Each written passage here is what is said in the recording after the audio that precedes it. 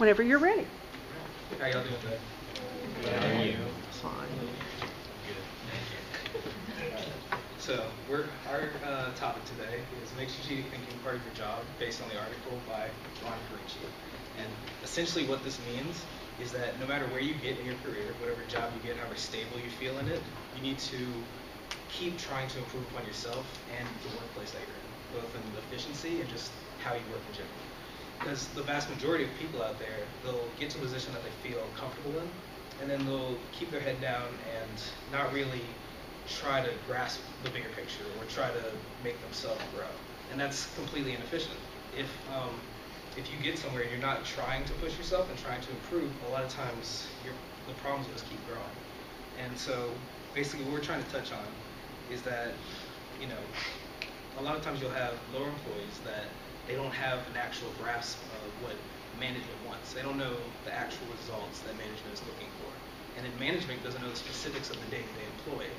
And so when you have that lack of understanding of each other, that's when these small problems emerge. And according to the article by Ron Carucci, 44% of managers claim to have to deal with this on a day-to-day basis. And when they're dealing with that, they don't have the time to strategically plan ahead for the future. So the idea is that if you don't start planning at point A, then down the line at point B, you already have all these problems, and you're so focused on the current problems, you can't plan ahead anymore. So in our presentation, we're going to be covering these three main topics by Mr. Carucci, which are identify the strategic requirements of your job, uncover patterns to focus resource investment, and invite dissent to build others' commitment. Starting with James, talking about identifying your strategic requirements. Because I'm James. So first, the strategic requirement would be to articulate the objective, scope, and advantage of your business. So if you cannot, for example, say what your job role is with a succinct, clear summary, then basically other people don't know what you do either. So having a clear role would be obviously advantage.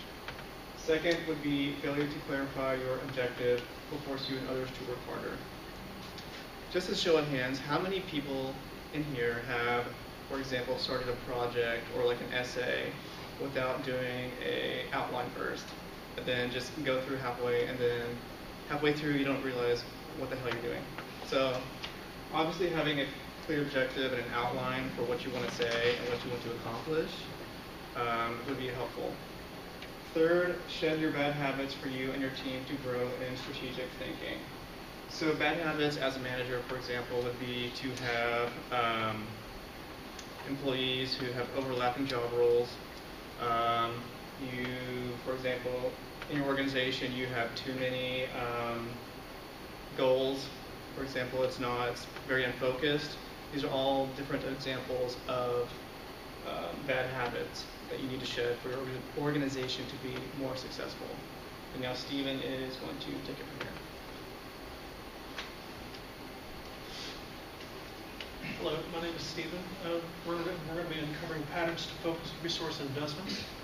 We're going to be using the three main points of study patterns to identify and clarify the area of the opportunities, identify the resources you have to accomplish your objectives, as well as to understand the human capital that you are working with. When understanding studying the patterns in order to be successful, understanding those patterns are opportunities to become successful, whereas your competitors may overlook. Also, when identifying the resources, you have to identify what resources you have, whether it's time, it's money, whether it's what capital resources, whether it be finances to use. And finally, knowing your actual human capital you're working with, knowing the strengths and weaknesses of your teammates and yourself in order to best accomplish your goals.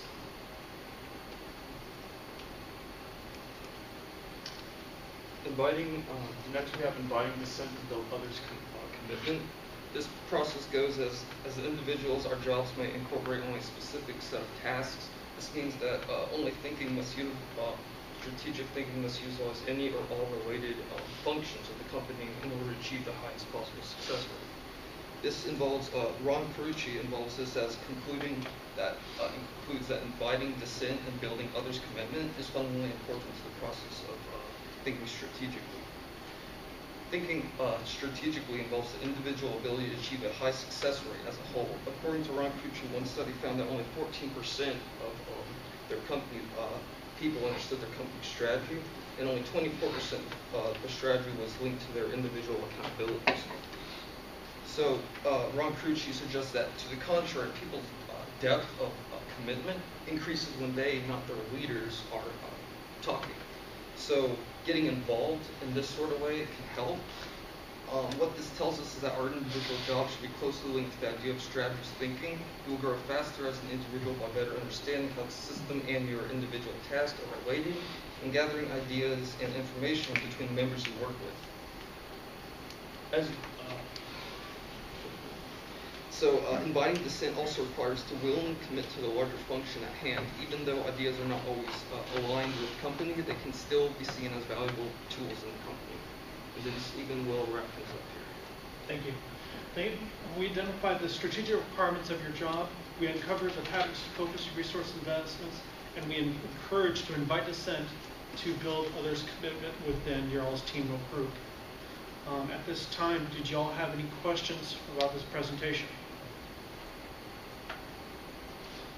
Thank you all very much for your time, and y'all have a wonderful day.